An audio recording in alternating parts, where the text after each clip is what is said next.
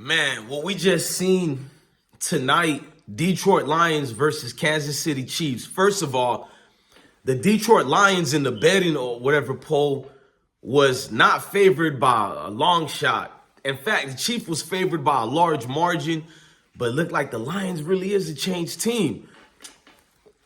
Jared Goff, bruh, is 2-0 against Patrick Mahomes now. I keep telling people Jared Goff wasn't a wash-up quarterback to begin with. Before I give my little rant and go on my soliloquy, let's just do it quick. First of all, the defense of Detroit Lions improved a lot. We've been knew this coming from last year. I mean, to see Hutchinson and that entire front line put that type of pressure on Mahomes definitely did justice.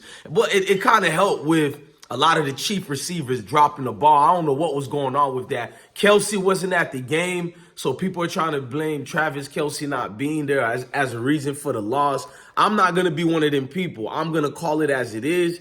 I've seen a lot of margins of error on both sides, but you can clearly see and attribute this win, bro, to improved Detroit Lions, man. You got their Jamar Gibbs, their rookie running back, with a key pivotal 17-yard rush that helped them a lot. The defense, as I said before, bro, a couple of quick 3-and-outs, man. Like, they really was pounding, bro. You can't take anything away from the team effort that team put in. Bro, Dan Campbell, I criticized him a lot, bro, 2 years ago. I'm not going to cap, bro. When you get a defensive coach to become the head coach of your team, I always see more improvement when you hire a defensive coach versus an offensive mind. Let's just get that part out the way. It's something about Dan Campbell that relate with the homies on the locker room. They go, we know him. He got our type of vibes. So everybody is rocking with Dan Campbell. Whether you hate him or not, you said it was favoritism, he got the job. He clearly was the man for the job. I think Lions about to surprise a lot of us. That fake punt that Campbell did and they actually converted it, bro. What couldn't you said last night performance to give you hope with the Detroit Lions? I'm just going to do my little rant and say Jared Goff been getting underrated comments for like 2-3 years now. Everybody forgot this man went to the Super Bowl with the Rams, bro. Everybody forgot about the highlight performances he gave us. Forget about college. In the NFL, he never was a scrub. He went to a team that didn't have an all-around team talent. His last year for the Rams, when he left, people kind of like discarded him as throwaway. But in today's society, it's like, what have you done for me lately? So it's like everybody kind of discredits the player, discredit his worth. I never did that to Jared Goff. I always feared Jared Goff whenever Dolphins had to play him. You know what I mean? It's just knowing the level of work he put in. That man is accurate, bro. Can we just get it out there and say it? Jared Goff is very accurate, but more improvement that you've seen was the Detroit Lions linemen. Man, they stepped up. Detroit hadn't had a line. Even when Barry Sanders there, they didn't have a line. Bro, I can go way back in the late 90s, bro. They've never had a line for years now. And to see them pick up their key blocks, I'm talking about key blocks that matters, bro. Those big holes that was opening. Now, there's a question whether Gibbs can become a running back of the past or modern day running back. So I think he's a combination of both. But I think for today's offense, you got to become a modern day running back, one that could catch in the back, block, and scramble and get you some of the yards while playing slot as a slash running back, kind of a Deebo Samuel, Equies type of player. I'm just saying, though, man, everything is aligning for that team in a perfect way, bro. Talk about everything that Detroit has been going through as a city and as a whole, bro. I'm not going to lie, bro. When you're going through that much pain and damage, bro, you need your team to be playing efficient and doing some type of effectiveness and winning, bro, to give you some type of hope. You don't have to believe me, bro. If you're a sports fan fanatic, you could be having a bad day in life that other people can't even handle that type of bad day. But everything feels better when your team is winning, bro. I could imagine the city and how they feeling right now. Their hope levels got to be up. You just took down the defending champs, bro. And you didn't take them down in no lucky way or they got lucky penalties or it was Chief who gave away the game. No, you literally went out there on the field and you took yourself a W. Great coaching.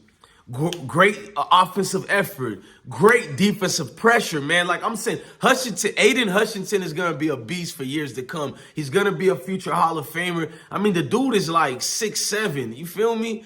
260 something or 70 pounds now.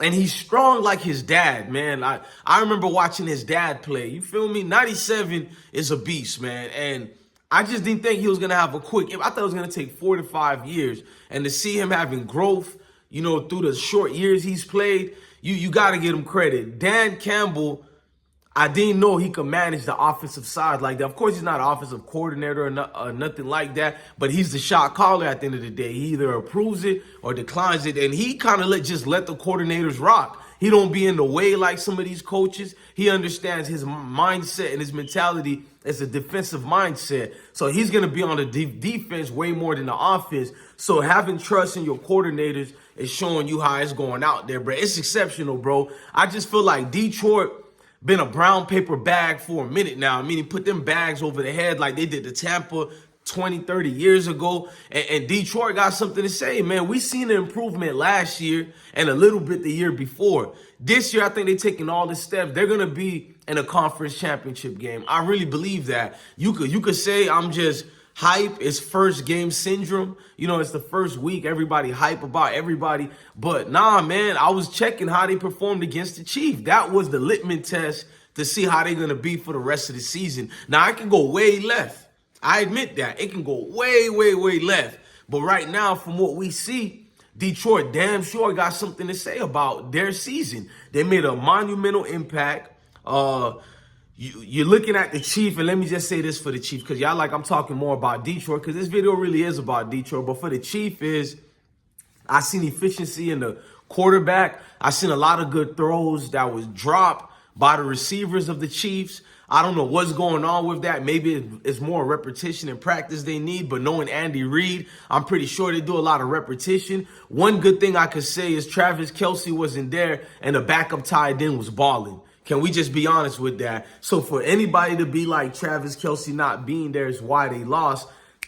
The mindset of Andy Reid and that offensive nature of the Chiefs is you plug any player in there and you keep going. Just like when Kareem Hunt wasn't there anymore, plug the next man up, man. It's the next man up with a foundation like that. The truth, what happened in Kansas yesterday was the better team just won, man. I don't know if it was not up to par for it, but at the end of the day, the better team won. They came away with a swifty victory, man, and you couldn't take nothing away from the Chiefs. It's not like they played trash or something like that. It was a good game of football, defensive game at that. And if it's a defensive game, you're not going to have 40 to 30. It was 20 to 21. You can't get no better than that. I love defense, so you can't get no better games than that than 20 to 21. It's enough scoring to keep you motivated and interested, but it's also limited enough scoring to see good defensive plays all over the field. So you got a well-balanced game right there. Shout out to the Detroit Lions. I'm definitely pulling for y'all this year. I'm not a fan of y'all like that, but I like seeing the underdogs overcome what naysayers be saying about y'all. So I'm definitely rooting for Detroit this year. One love to the 313. I'm DJ Bless One. Love your family, love your kids, and stay blessed.